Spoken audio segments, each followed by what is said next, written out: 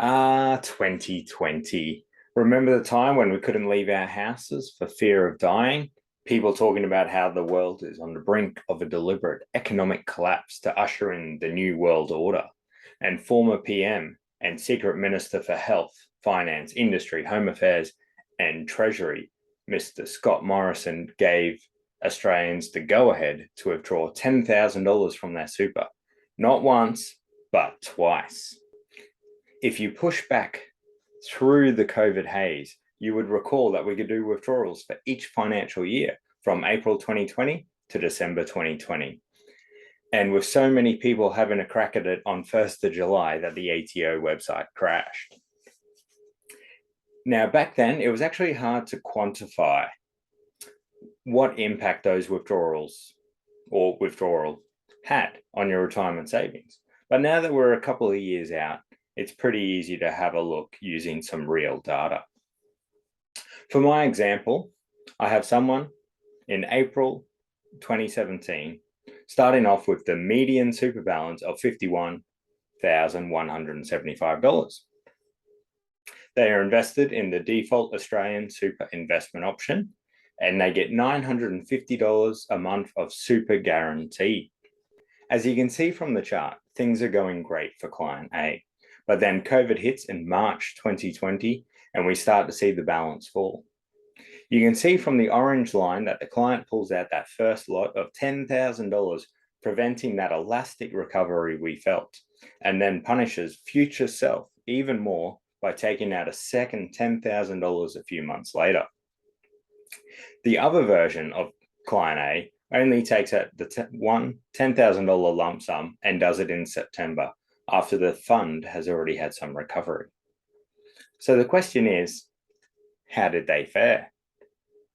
Well, taking a look at the single withdrawal, the client super fund was $12,439 behind. So only $2,439 net behind, as you got that $10,000 tax-free.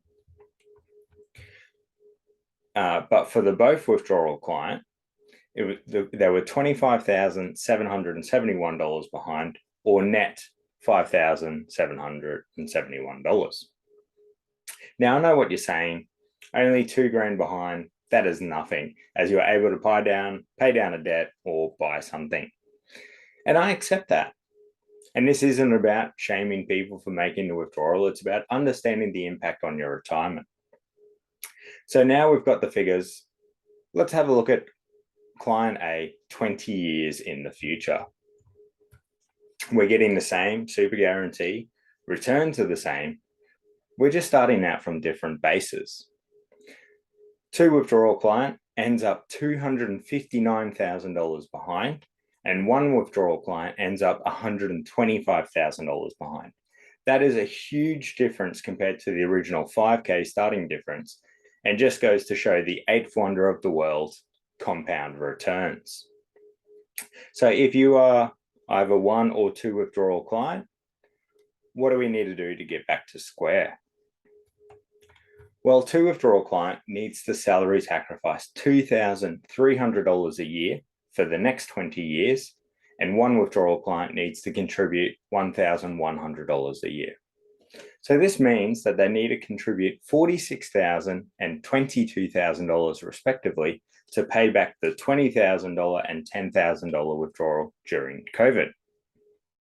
Now, we cannot go back in time and decide not to make those withdrawals, but let the team at Funded Futures work out a plan moving forward, so the withdrawal you made 2 years ago isn't going to mean you need to work for another 5 years getting ready for retirement.